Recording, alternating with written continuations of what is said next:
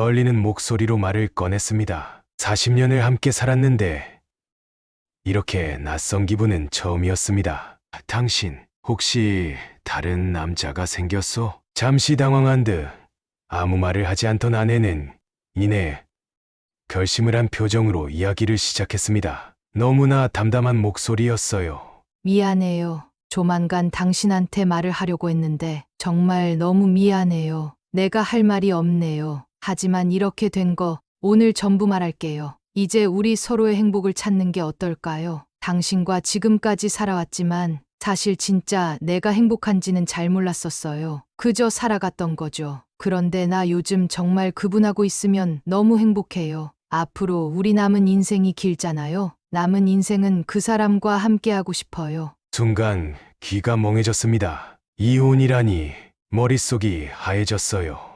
예상은 했지만 실제로 그 말을 듣게 될 줄은 몰랐습니다. 미쳤소? 무려 40년이요? 우리가 함께한 40년을 어떻게? 당신 말대로 40년이에요. 돌이켜보니 아내와 엄마라는 존재가 있을 뿐 제 삶이 없었어요. 이제 제 삶을 찾고 싶어요. 알아요. 지금은 당신이 나를 원망하고 미워할 걸 알고 있어요. 하지만 시간이 지나면 언젠가 서로를 응원해주는 좋은 친구가 될 수 있을 거예요. 40년을 함께한 나를 위해 그렇게 해주겠어요? 목소리가 떨렸습니다. 화가 나기도 하고 슬프기도 하고 온갖 감정이 한꺼번에 밀려왔습니다. 설거지할 때, 운전할 때 듣는 고품격 토크쇼 32TV에 오신 걸 환영합니다. 황혼이혼, 졸혼, 황혼재혼 등 예전에는 듣지 못했던 단어들이 요즘 TV에서는 쿨한 노년층들이 하는 멋진 선택처럼 떠들어대고 있습니다. 뭐 100세 인생 이제 자녀 다 키웠으면 기존 배우자와는 헤어지고 멋지고 새로운 인생을 살자라는 생각인 듯합니다. 실제로 이러한 언론의 이야기 때문인지 우리나라 노년층의 이혼율이 몇 배는 올라갔다고 합니다. 그러나 실제로 황혼이혼은 행복하거나 멋지지 못한 경우가 많습니다. 불륜이 되는 경우가 부지기수고 재혼을 한다 하더라도 기존의 배우자보다 못한 사람이나 사기꾼을 만나 고생하는 경우가 훨씬 많습니다. 그리고 아프거나 몸이 불편해질 때 도와줄 사람이 없어 고독사하는 경우도 점점 늘어날 예정이라고 합니다. 이 인생의 황혼즈음에서 하는 선택과 행동에는 현실을 직시하는 신중함이 필요한데 참 안타까운 현실입니다. 오늘은 이 황혼의 시기에 아내의 잘못된 선택으로 큰 심적 고통을 겪었지만 지혜롭게 고난을 이겨낸 한 신사분의 사연을 이야기 드리려고 합니다. 본격적인 영상 시작 전 좋아요와 구독 부탁드리겠습니다. 그럼 오늘의 사연 바로 시작하겠습니다. 제 인생이 완전히 뒤바뀌게 된 그날의 기억은 아직도 선명합니다. 이제 우리 서로의 행복을 찾는 게 어떨까요? 아내가 그 말을 했을 때 처음에는 제 귀를 의심했습니다. 평화로운 노후를 보내고 있다고 생각했는데 그게 폭풍전야였다는 걸 그때는 미처 몰랐죠. 26살에 아내를 만나 결혼했습니다. 제가 가진 것이라고는 고향에 있는 조그만 밭 한 떼기가 전부였어요. 달새방에서 시작한 신혼집. 아이들 우는 소리에 이웃들 눈치 보이던 시절이 엊그제 같은데 어느새 40년이라는 세월이 흘렀네요. 그때는 정말 아무것도 없었습니다. 하지만 서로만 있으면 된다고 생각했어요. 아내를 바라보는 것만으로도 가슴이 설레던 그 시절이 아직도 생생합니다. 젊음이란 게 그런 거였나 봅니다. 아무것도 가진 게 없어도 미래에 대한 희망만큼은 누구보다 부자였으니까요. 당신만 있으면 돼요. 신혼 때 아내가 자주 하던 말입니다. 그 말을 들을 때마다 가슴 한켠이 따뜻해지면서도 미안한 마음이 들었어요.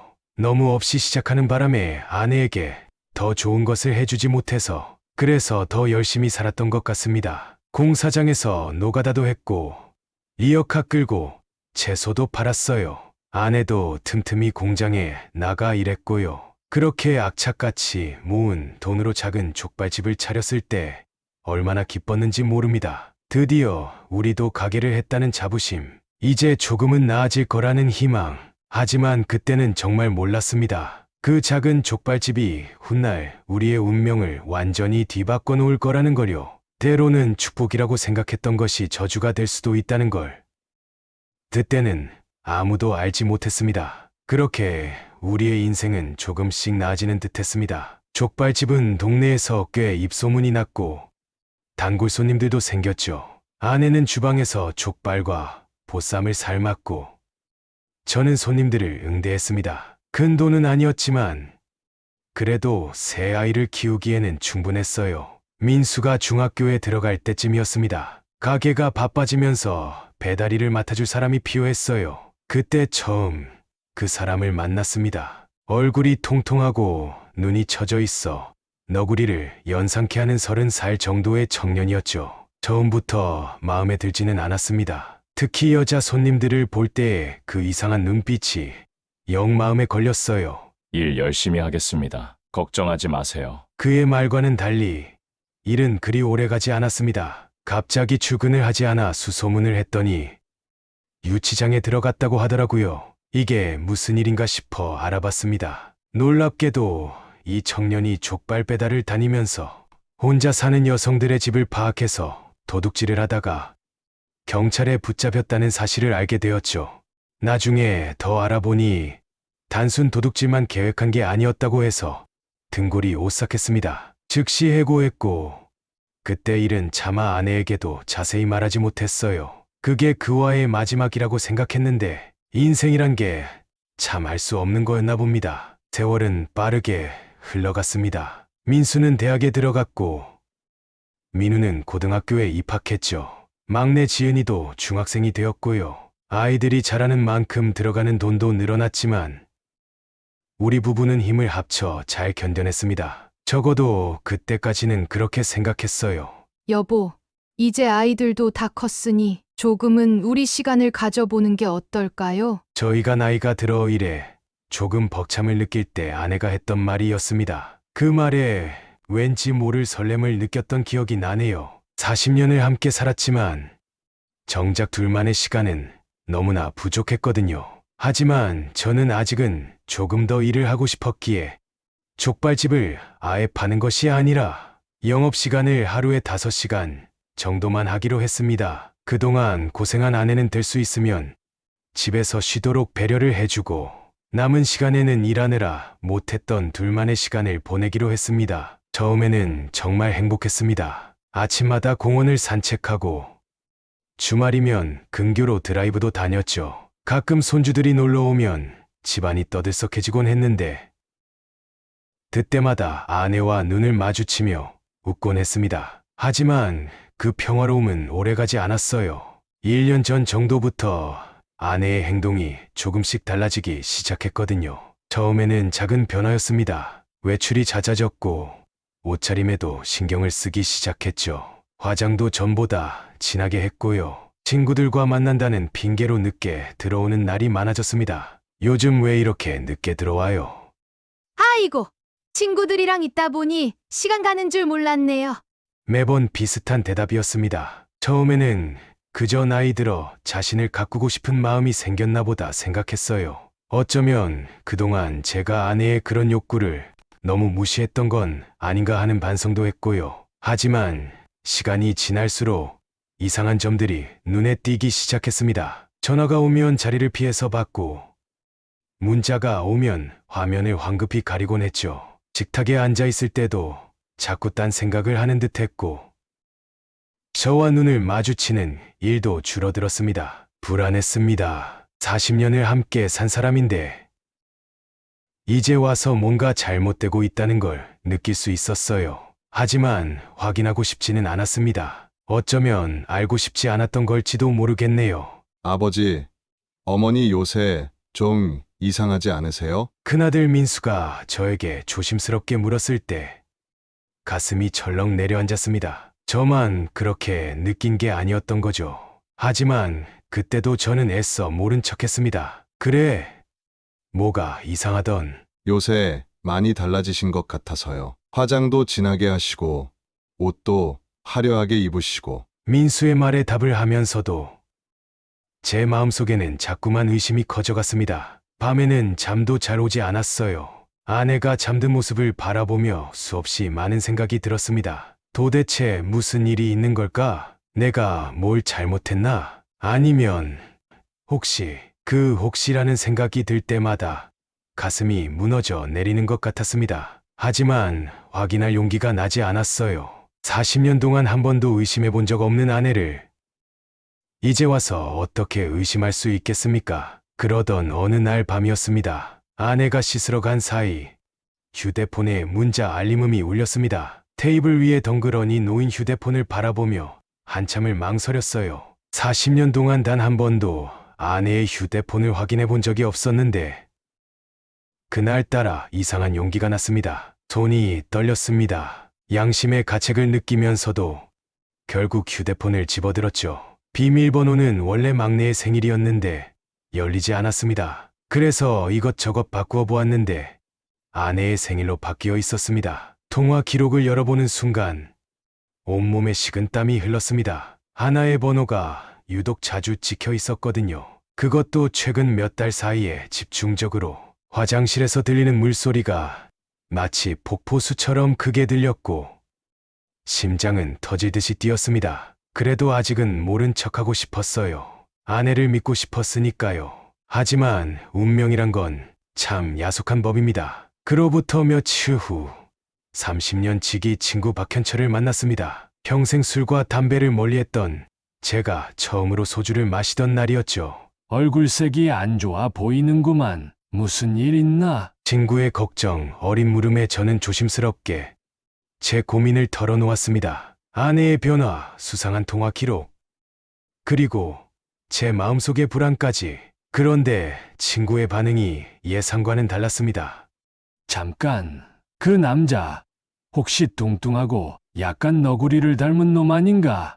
순간 소주잔을 떨어뜨릴 뻔했습니다. 가슴 한켠이 서늘해지는 걸 느꼈죠. 며칠 전에 봤어. 그 시내에 있는 콜라텍 근처에서 자네 아내랑 같이 있는 걸. 그냥 내가 잘못 본 줄 알았는데 아니었구만. 근데 그 사람 어디서 본 것 같더라고. 그리고 떠오른 충격적인 진실. 그 남자는 다름 아닌 10년 전 우리 족발집에서 일하다 쫓겨난 그 사람이었습니다. 혼자 사는 여성들을 노리다 경찰에 잡혔던 그 남자와 제 아내가. 순간 속이 메스꺼워졌습니다. 일어나야겠어. 비틀거리며 자리에서 일어났습니다. 친구가 말리려 했지만 그냥 걷고 싶었어요. 정신없이 걸었습니다. 밤거리를 얼마나 헤맸는지 모르겠어요. 가로등 불빛 아래 비치는 제 그림자가 처연해 보였습니다. 여보, 왜 하필 그런 사람을. 중얼거리며 걸었습니다. 주머니에서 담배를 꺼내 물었어요. 평생 담배를 피워본 적 없는 제가 그날 처음으로 담배를 샀죠. 연기가 목구멍을 쓰리게 할 때마다 눈물이 나왔습니다. 집에 돌아왔을 때는 이미 새벽이었습니다. 아내는 제 모습을 보고 깜짝 놀랐을 겁니다. 술 냄새에 담배 냄새까지. 평소에 제가 아니었으니까요. 여보, 무슨 일 있어요? 아내의 목소리에는 걱정이 묻어 있었습니다. 그 순간 화가 치밀어 올랐어요. 어떻게 이렇게 태어날 수가 있을까? 하지만 저는 아무 말도 하지 못했습니다. 그저 씻고 자리에 누웠죠. 그날 밤 아내가 곤히 잠든 모습을 바라보며 얼마나 많은 생각을 했는지 모릅니다. 우리의 40년 세월이 주마등처럼 스쳐 지나갔어요. 행복했던 순간들, 힘들었던 시간들, 그리고 지금은 낯선 사람이 되어버린 아내의 모습까지. 며칠을 그렇게 보냈습니다. 아내의 눈을 마주치기가 힘들었어요. 식사 시간에도 말없이 밥만 먹었고 잠자리에 들 때면 일부러 늦게 들어갔습니다. 아내도 뭔가 느꼈는지 조심스러워 보였어요. 아이들은 제 달라진 모습을 금방 알아챘습니다. 특히 큰아들 민수가 제일 먼저 눈치를 챘죠. 아버지, 어머니랑 무슨 일 있으신 거예요? 퇴근길에 들른 민수가 조심스럽게 물었습니다. 아들 앞에서 울고 싶진 않았는데 눈물이 자꾸 났어요. 결국 모든 걸 이야기했습니다. 그 배달원과 아내의 관계를. 아들의 얼굴이 순식간에 굳어졌어요. 그 사람이요? 10년 전 민수도 그 사람을 기억하고 있었나 봅니다. 당시 고등학생이었던 민수가 가끔 가게 일을 도왔으니까요. 아들의 주먹이 부들부들 떨리는 게 보였습니다. 어머니한테 물어보셨어요? 아직 용기가 나지 않는구나. 그날 밤 민수는 오랜만에 집에서 자고 갔습니다. 새벽에 일어나 화장실에 가는데 거실에서 민수가 훌쩍 켜진 눈으로 텔레비전을 보고 있더군요. 아마 잠을 이루지 못했나 봅니다. 결국 다음 날 저는 아내와 마주 앉았습니다. 퇴근하고 돌아온 아내는 제 표정을 보고 뭔가를 직감했는지 말없이 소파에 앉았어요. 여보, 우리 이야기 좀 해요.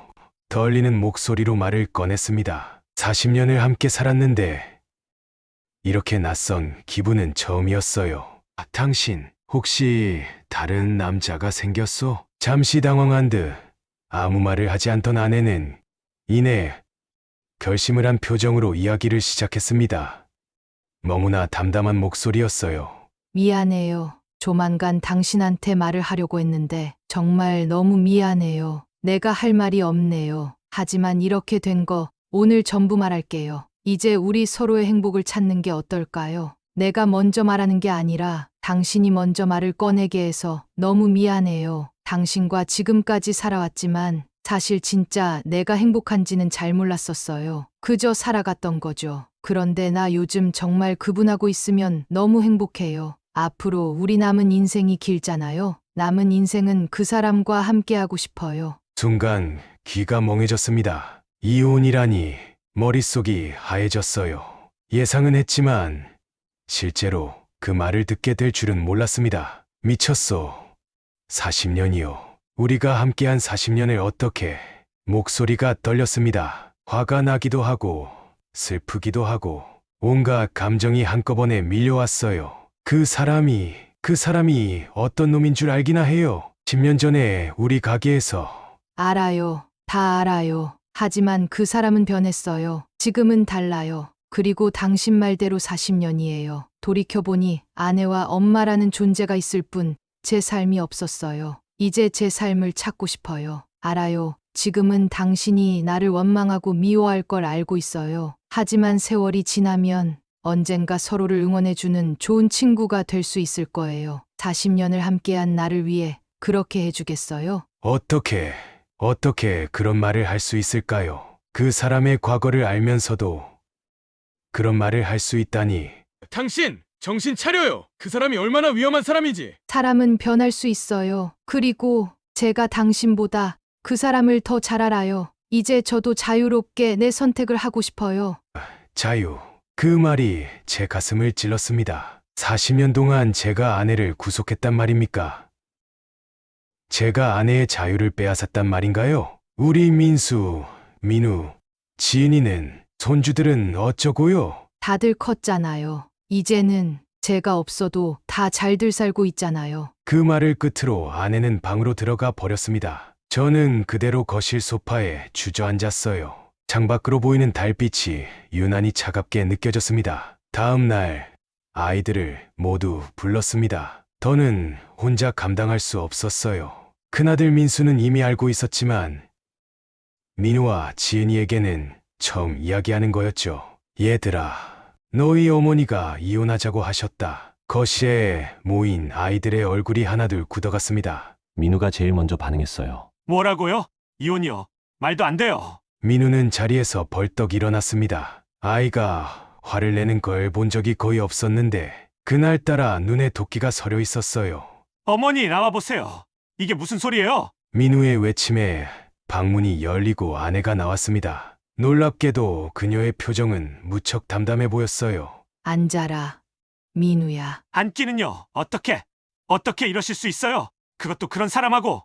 임신한 지은이가 울음을 터뜨렸습니다. 뱃속의 아이까지 덩달아 흔들리는 것 같아 안쓰러웠어요. 어머니, 제발 다시 한번 생각해 보세요. 우리 가족은 이제 눈에 안 보이시는 거예요. 이건 우리 부부의 문제다. 너희도 이제 장성했고 나도 이제 너희 뒷바라지 하면서 사는 게 아니라 내 행복을 찾고 싶다. 아내의 차가운 목소리에 지은이의 울음소리가 더 커졌습니다. 40년간 단 한 번도 들어본 적 없는 냉정한 어조였어요. 행복이요. 그럼 40년 동안 행복하지 않으셨다는 거예요? 그런데 어떻게 40년을 사셨어요? 민수마저 감정을 억누르지 못하고 소리를 질렀습니다. 늘 이성적이던 그나들의 모습은 온데간데 없었죠. 그때였습니다. 갑자기 민우가 휴대폰을 꺼내더니 어딘가로 전화를 걸기 시작했어요. 민우야, 그만. 제가 말리려 했지만 이미 늦었습니다. 네, 여기 서대문경찰서죠. 제가 신고하고 싶은 게 있는데요. 10년 전 우리 가게에서 일하다가 그만! 아내가 처음으로 감정을 드러내며 소리쳤습니다. 민우의 손에서 휴대폰을 낚아채 끊어버렸어요. 네가 상관할 게 아니다. 어디 엄마 선택에 이런 행동을 하는 게냐? 네가 어떻게? 어머니가 그렇게 하시니까 그렇죠. 그 사람이 어떤 놈인지 아시면서. 순간 팡 하는 소리가 났습니다. 아내가 민우의 뺨을 때린 거예요. 방안이 순식간에 얼어붙었습니다. 널 때린 건 이번이 처음이다. 하지만 이제 너희도 다 컸으니 내 삶은 내가 선택할 거야. 아내의 눈에서 눈물이 흘러내렸습니다. 그 모습을 보는데 가슴이 찢어지는 것 같았어요. 우리 가족이 이렇게 무너져 내리는구나. 그날 밤 아무도 잠들지 못했습니다. 집 안 곳곳에서 훌쩍이는 소리가 들렸어요. 제 가슴 속에서는 뜨거운 것이 계속 솟구쳐 올랐다가 가라앉기를 반복했습니다. 그로부터 며칠 후 아침에 일어나 보니 아내가 보이지 않았습니다. 여보, 집안 구석구석을 찾아봤지만 그녀의 모습은 없었어요. 대신 식탁 위에 쪽지 하나가 놓여 있었습니다. 나 잠시 집을 떠나 있을게요. 연락하지 마세요. 단 한 줄의 메시지. 그 순간 온몸에 힘이 빠졌습니다. 이럴 순 없어. 이럴 순 없다고 중얼거리며 자리에 주저앉았어요. 정신을 차리고 아이들에게 연락했습니다. 집은 순식간에 혼란에 빠졌어요. 어머니한테 전화해 보셨어요? 안 받는다. 친구분들한테는요? 다들 모른다고 하시네. 우리 가족은 정신없이 아내의 행방을 찾아 헤맸습니다. 자주 가던 공원, 미용실, 마트, 심지어는 절까지 생각나는 모든 곳을 다 뒤졌어요. 아버지, 경찰에 신고해야 하지 않을까요? 지은이가 걱정스럽게 물었습니다. 하지만 저는 고개를 저었어요. 아직은 조금만 더 기다려보고 싶었습니다. 밤이 되도록 아내의 소식은 없었습니다. 자녀들은 집에 남아 계속해서 지인들에게 연락을 취했고, 저는 혹시나 하는 마음에 동네를 헤매고 다녔어요. 여보, 어디 있어요? 제발 돌아와요. 한밤중에 동네 골목을 돌아다니며 소리치는 제 모습이 얼마나 처량해 보였을까요? 하지만 그때는 체면이고 뭐고 신경 쓸 여유가 없었습니다. 이틀, 사흘, 시간이 흘러도 아내의 소식은 없었어요. 어머니가 왜 이러실까요? 민우가 한숨을 쉬며 말했습니다. 다 내 잘못이야. 내가 부족해서. 저도 모르게 눈물이 흘렀습니다. 아이들은 제 어깨를 토닥이며 위로해 주었지만 가슴속 깊은 곳에서는 우리 모두가 서로를 원망하고 있었을지도 모릅니다. 아내를, 저를, 그리고 이런 상황을. 일주일이 지나고 아내에게서 짧은 문자가 왔습니다. 걱정하지 마세요. 잘 지내고 있어요. 시간이 필요해요. 그 메시지를 보고 우리 가족은 안도하면서도 더 큰 상실감에 빠졌습니다. 아내가 무사하다는 것에 안심은 됐지만 우리 곁을 떠나 있다는 사실이 너무나 고통스러웠어요. 어머니가 정말 돌아오지 않으실 수도 있는 거예요? 지은이가 흐느끼며 물었습니다. 대답할 수가 없었어요. 저도 모르는 일이었으니까요. 며칠 뒤 법원에서 등기 우편이 왔습니다. 아내가 이혼 조정 신청을 한 거였어요. 봉투를 뜯는 순간 손이 떨렸습니다. 40년의 세월이 이렇게 허무하게 끝나는구나. 분노가 치밀어 변호사를 찾아 상담을 했습니다. 변호사는 아내의 불륜 사실을 찾아 상간 소송을 진행하면 아내가 유책 배우자가 되어 이혼을 막을 수 있다는 답변을 주셨습니다. 한동안 아내에 대한 복수로 이혼을 해주지 않으려는 생각이 있었지만 이미 마음이 떠난 사람을 붙잡아 놔야 그게 무슨 의미일까라는 생각이 들어 결국 이혼을 하기로 했습니다. 대신 실리를 택하기로 했지요. 그렇게 이혼을 하기로 아내에게 연락을 하고 저는 준비를 하기 시작했습니다. 그렇게 약 6개월 만에 법정 앞에서 아내를 만났습니다. 아침 일찍부터 긴장된 마음으로 법원에 도착했는데 복도 끝에서 익숙한 뒷모습이 보였어요. 순간 제 눈을 의심했습니다. 한 번도 본 적 없는 화려한 꽃무늬 원피스에 갈색으로 염색한 머리, 마치 젊은 사람처럼 한껏 꾸민 모습이었어요. 40년 동안 검은색 옷만 고집하던 아내였는데 이렇게 화려한 옷을 입은 건 처음 봤습니다. 머리도 파마를 하고 염색까지 마치 다른 사람이 된 것 같았어요. 더 놀라운 건 그녀의 표정이었습니다. 그 어느 때보다도 행복해 보였어요. 법정에 오면서도 계속 휴대폰만 보며 미소 짓고 있었습니다. 아마도 그 사람과 연락하고 있었겠죠. 저와 눈이 마주치자 잠시 당황한 듯 했지만 이내 담담한 표정을 지었습니다. 예전 같았으면 고개를 숙이고 눈길을 피했을 텐데 이제는 당당하게 저를 마주보더군요. 많이 달라지셨소. 제가 먼저 입을 뗐습니다. 그래요. 이제야 제가 하고 싶은 대로 살고 있거든요. 그 말을 들으니 가슴 한켠이 아려왔습니다. 그동안 제 곁에서 그렇게 힘들었단 말인가요? 40년 동안 단 한 번도 그녀의 마음을 제대로 들여다보지 못했던 걸까요? 법정에 들어가기 전 민수가 제게 다가왔습니다. 아들의 얼굴에는 긴장감이 가득했어요. 아버지, 괜찮으세요? 그래, 걱정 마라. 평소와 다름없는 목소리로 대답했지만 사실 제 심장은 마구 뛰고 있었습니다. 곧 있을 재산분할 이야기가 걱정된 게 아니었어요. 그건 이미 다 준비해놨으니까요.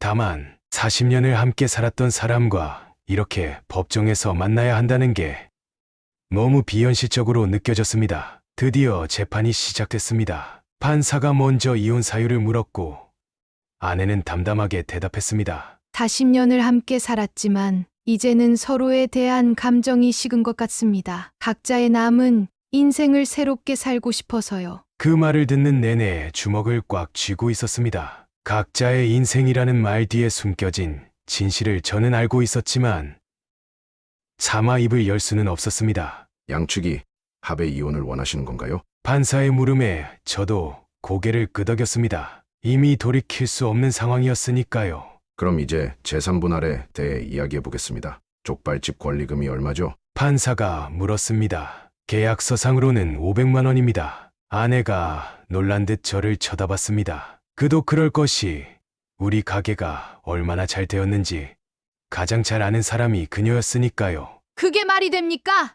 우리 가게가 얼마나? 최근 장사가 잘 안 되어서 권리금이 많이 떨어졌습니다. 제가 일을 쉬면서 손님이 거의 끊겼거든요. 가방에서 계약서를 꺼내 판사에게 제출했습니다. 부동산에서 잘 꾸며준 계약서였어요. 거기엔 분명히 500만 원이라고 적혀 있었습니다. 아내의 얼굴이 하얗게 변했어요. 예전에 제가 땅 산다고 했던 것도 이제서야 기억이 났는지 뭔가 말하려다 그만두는 것 같았습니다. 그녀의 변호사가 뭔가 속삭이자 고개를 끄덕이더군요. 가슴이 아팠습니다. 이렇게까지 해야 하나 싶기도 했지만 그 사람과 도망간 아내에게 우리 가족의 재산을 떼어줄 수는 없었어요. 족발집으로 번 돈으로 산 땅들을 지켜야 했고 자식들의 목도 지켜야 했으니까요. 물론 그녀에게 재산을 한 푼도 주지 않은 것은 아닙니다. 월세를 받던 용인에 있는 아파트를 하나 주었지요. 재판이 끝나고 나올 때 아내가 잠시 망설이다가 제게 다가왔습니다. 당신 그동안 땅을 많이 사놨더군요. 제가 관심이 없어서 몰랐네요. 당신이 마지막에 이렇게 복수를 할 줄은 생각도 못했네요. 그래도 이렇게라도 당신 속이라도 시원했으면 좋겠어요. 잘 지내고 언젠가 친구가 되기를 바래요. 가볼게요. 그 말을 남기고 아내는 횡하니 돌아섰습니다. 뒷모습이 왠지 쓸쓸해 보였지만 니네 휴대폰이 울리자 환한 미소를 지으며 전화를 받더군요. 그렇게 우리의 40년 세월은 법정에서 끝이 났습니다. 법원을 나서는 길, 멀리서 그 사람이 아내를 기다리고 있는 모습이 보였습니다. 아내는 마치 새장에서 풀려난 새처럼 그에게 달려갔어요. 두 사람이 어디론가 사라지는 모습을 보며 민수가 제 어깨를 잡았습니다. 아버지, 가시죠. 이혼 조정이 끝나고 집으로 돌아오는 길, 민우가 저를 부축했습니다. 다리에 힘이 풀려 제대로 걸을 수가 없었거든요. 아버지, 이제 어떻게 하실 거예요? 민우의 질문에 말문이 막혔습니다. 솔직히 저도 앞으로 어떻게 살아야 할지 막막했어요. 그동안 아버님 고생 많으셨어요. 지은이가 눈물을 글썽이며 말했습니다. 임신한 몸으로 법원까지 와준 게 미안했어요. 집에 도착하자 민수가 서류 뭉치를 꺼냈습니다. 제가 미리 증여해 놓은 땅 문서들이었죠. 아버지, 이거 저희한테 다 주시면 어떡해요? 너희들 거야. 앞으로 살아갈 날이 더 많은 건 너희들이잖니.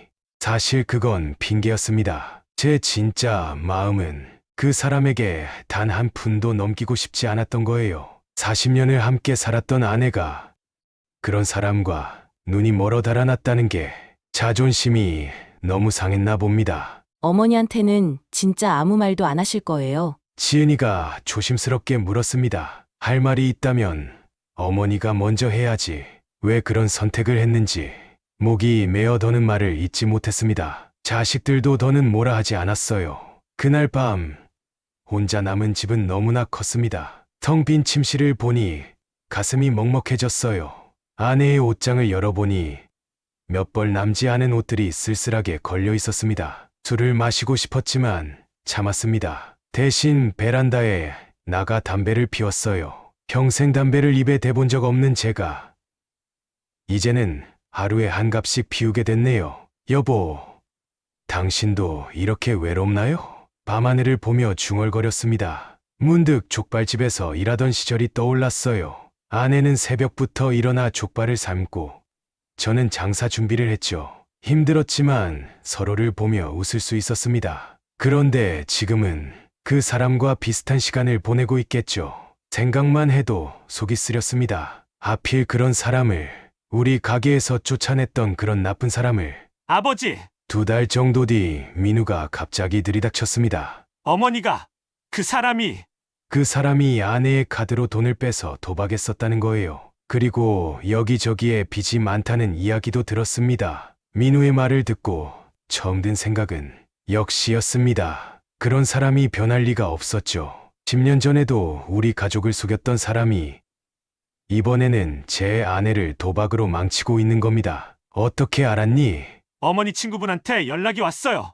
그 사람이 도박빚이 있었나 봐요. 어머니가 가진 돈을 다 빚잡는 데 쓰고 지금은 또 도박장에 들락거린대요. 가슴 한켠이 아려왔습니다. 분하고 화가 나면서도 한편으로는 걱정이 되더군요. 하지만 이런 결과는 예상했던 일이었습니다. 그러던 어느 날 밤 아내에게서 전화가 왔습니다.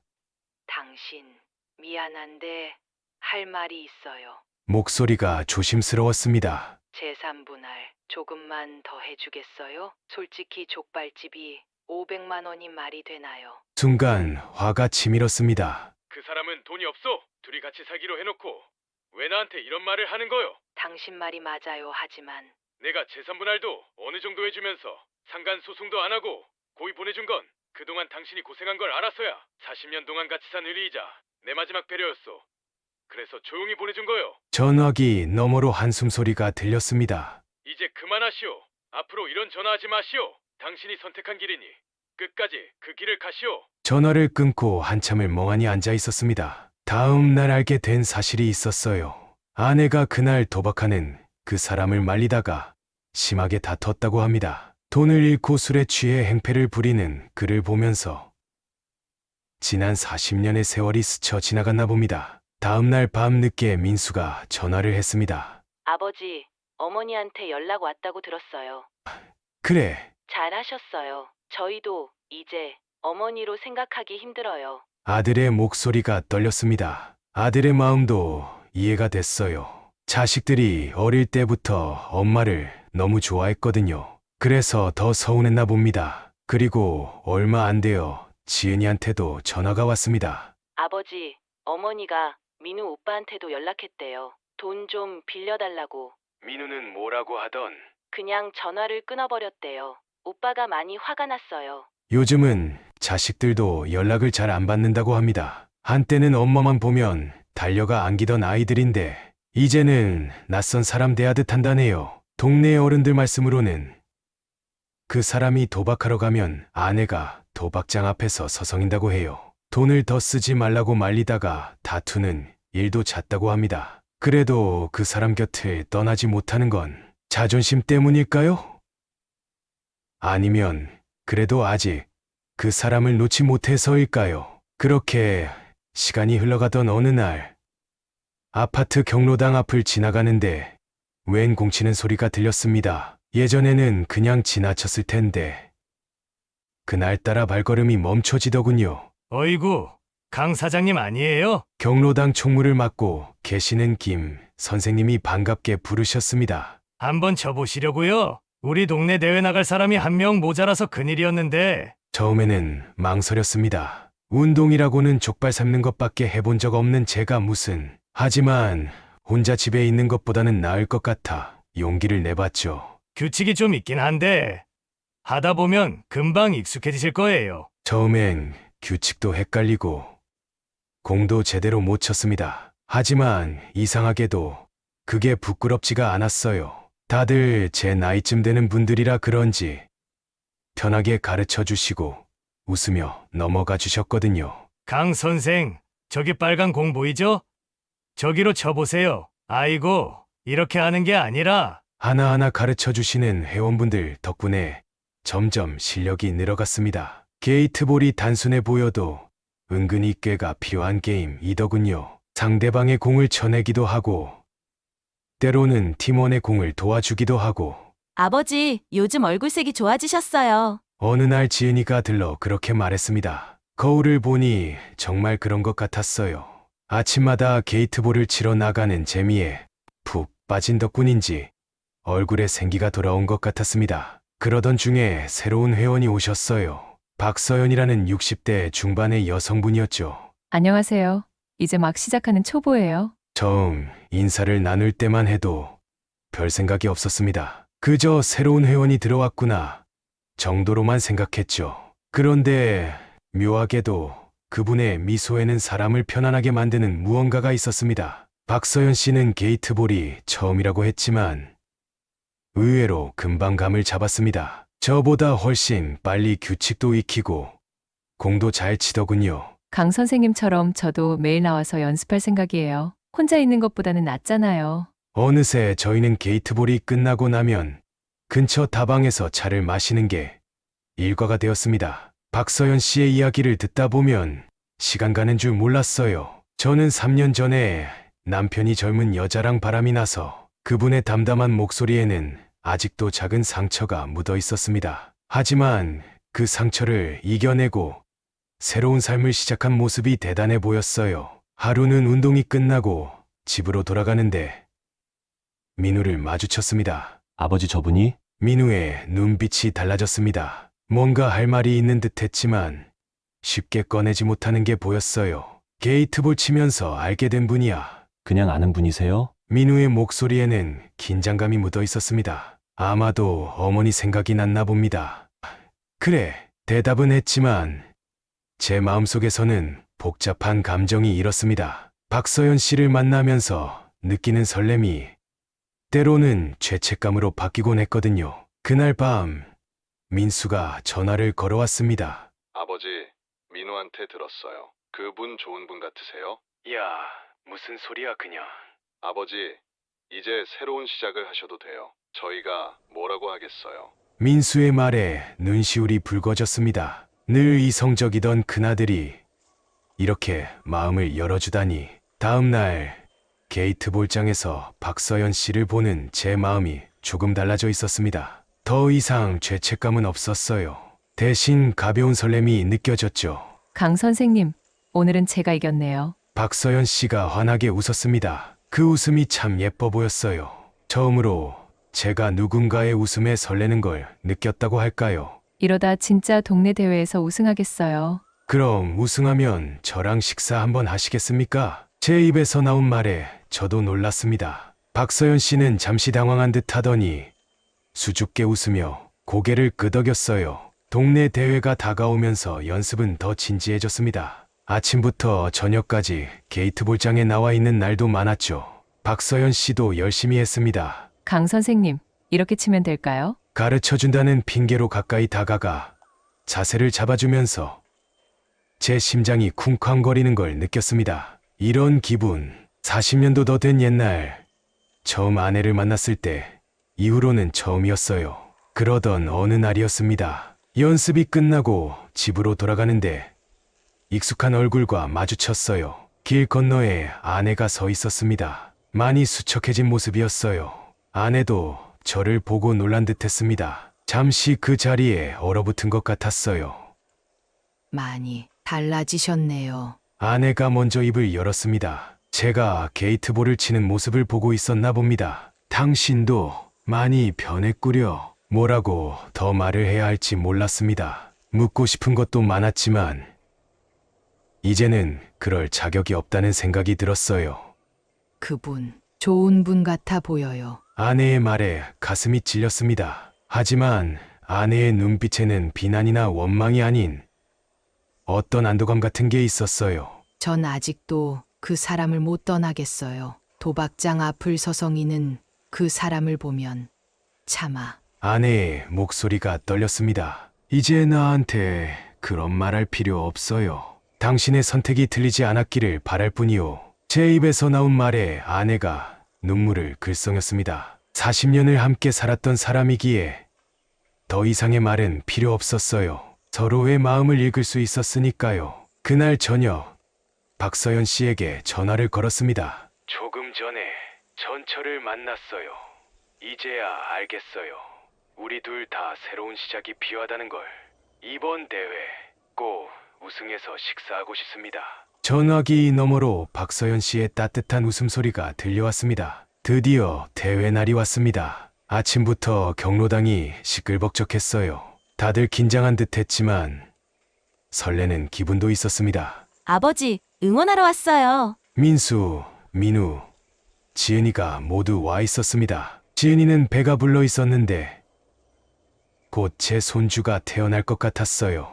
아이들이 와준 것만으로도 이미 우승한 기분이었습니다. 어머, 아버님 자제분들이세요? 박서연 씨가 다가와 인사를 했습니다. 아이들도 공손하게 인사를 했어요. 특히 지은이는 박서연 씨와 금세 이야기가 통한 듯 했습니다. 아버지, 좋은 분 같으세요. 지은이가 내 귀에 대고 작게 속삭였습니다. 대회는 의외로 치열했습니다. 다들 진지한 표정으로 임했고 매 순간 긴장의 연속이었죠. 하지만 박서연 씨와 저는 환상의 호흡을 보여줬습니다. 강 선생님, 저기로 치시면 돼요. 서로를 믿고 의지하다 보니 어느새 결승전까지 올라왔습니다. 마지막 순간 제가 마지막 공을 쳐야 했어요. 아버지, 힘내세요. 아이들의 응원 소리가 들렸습니다. 깊게 숨을 들이마시고 공을 쳤어요. 공이 굴러가는 순간 모두의 시선이 그곳에 집중됐습니다. 이겼다! 우승을 확정짓는 순간이었습니다. 박서연 씨가 어린아이처럼 웃으며 저를 안아주었어요. 순간 당황했지만 그 따뜻함이 좋았습니다. 아버지, 축하드려요. 아이들이 달려왔습니다. 대단한 대회도 아닌데 이렇게 모두가 기뻐하는 모습을 보니 제 눈시울이 붉어졌어요. 내 인생에 이런 행복한 순간이 또 있을까 싶었습니다. 이제 약속하신 식사는 언제 할까요? 박서연 씨가 수줍게 물었습니다. 아이들이 깜짝 놀란 듯 저를 바라봤어요. 아버지, 혹시 민수가 눈을 동그랗게 뜨고 물었습니다. 응. 이기면 식사하기로 약속했어. 순간 아이들 사이에서 웃음이 터졌습니다. 민우는 쑥스러운 듯 고개를 돌렸고 지은이는 연신 박서연 씨를 바라보며 미소 지었어요. 그날 저녁 우리는 동네 식당에서 모두 함께 저녁을 먹었습니다. 박서연 씨도 아이들도 모두가 어색하지 않게 어울렸어요. 마치 오래전부터 알고 지낸 사람들처럼 말이죠. 그 식사 자리 이후로 우리 가족의 분위기가 많이 달라졌습니다. 지은이가 가끔 서연 씨에게 전화를 한다고 하더군요. 임신 중인 지은이한테 서연 씨가 이것저것 조언도 해주고 산모용 음식도 만들어 주었다고 합니다. 아버지, 여사님이 도시락도 싸주시고 제가 친정엄마 있는 것처럼 챙겨주세요. 지은이의 말에 가슴 한켠이 따뜻해졌습니다. 아내가 떠난 후 딸내미가 얼마나 힘들었을지 생각하니 마음이 아팠는데 이제는 조금 위안이 되는 것 같았어요. 어느 날은 민우가 불쑥 찾아왔습니다. 아버지 솔직히 처음에는 좀 반대했어요. 어머니 생각도 나고. 민우의 목소리가 떨렸습니다. 하지만 이제는 달라요. 아버지가 웃으시는 모습을 보니까 저도 이제 이해할 것 같아요. 아들의 눈에도 눈물이 고여 있었습니다. 박서연 씨와 저는 천천히 하지만 꾸준히 관계를 발전시켜 나갔습니다. 매일 아침 게이트볼을 치고 시장도 같이 가고 가끔은 영화도 보러 갔죠. 그리고 서연 씨의 가족들과도 인사를 하였습니다. 결혼할 때 장인어른에게 인사를 드릴 때보다 더 떨렸지만 정말 감사하게도 서연 씨의 자녀들도 저를 환대해 주었습니다. 우리 너무 늦은 걸까요? 어느 날 박서연 씨가 물었습니다. 아니요. 이제 시작이죠.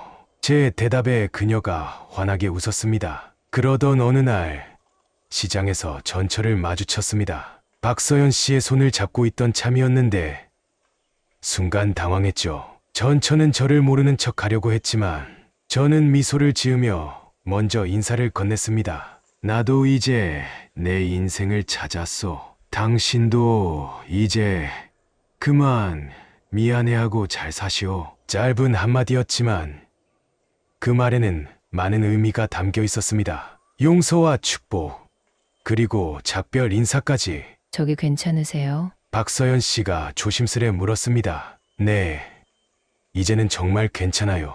진심이었습니다. 더 이상 아내를 만나도 가슴이 아프지 않았어요. 그저 먼 친척처럼 느껴질 뿐이었습니다. 이제 2년이라는 시간이 흘렀습니다. 지은이가 낳은 아이도 벌써 돌이 지난 지 한참 되어 걸음마를 시작하고 있습니다. 서연 씨가 산후조리원보다 더 자주 찾아가 지은이를 챙겨주더군요. 미역국도 끓여주고 손주 목욕도 시키고.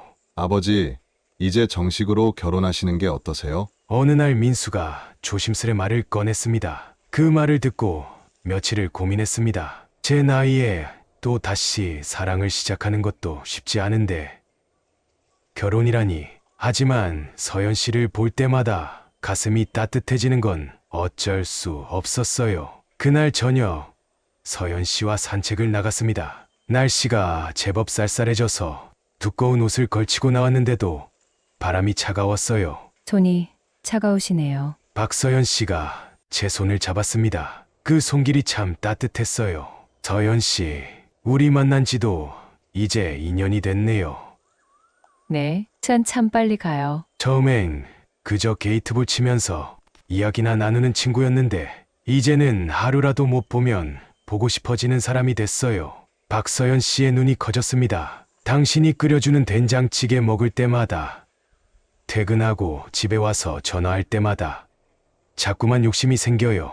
이 사람과 더 오래 함께하고 싶다는. 서연 씨, 아직은 서로 많이 망설여질 거예요. 저도 그래요. 하지만 언젠가는 당신과 한 가정을 이루고 싶어요. 그때까지 곁에 있어 주실래요? 바람 소리만 들리는 침묵이 이어졌습니다. 가로등 불빛 아래 박서연 씨의 눈가에 눈물이 고이는 게 보였어요. 저도 사실 많이 망설여요. 우리 나이에 이런 설렘을 가져도 되는 걸까? 나이가 무슨 상관이에요. 지금 이 떨리는 마음이 진짜일 텐데. 박서연 씨가 제 품으로 안겼습니다. 따뜻했어요. 좀 더 천천히 가요. 하지만 꼭 함께해요. 그 대답에 제 인생의 새로운 장이 시작되는 것 같았습니다. 늦은 나이에 찾아온 사랑이기에 더 조심스럽고 소중했나 봅니다. 물론 지난 40년의 인생이 쉽게 끊어지지는 않았습니다. 지은이가 아들을 낳고 한 달쯤 지났을 때였습니다. 토요일 아침 예상치 못한 전화가 왔어요. 나예요. 갑자기 연락해서 미안해요. 저기 손주가 보고 싶어서요. 전처의 목소리였습니다. 처음엔 어떻게 대답해야 할지 몰랐어요.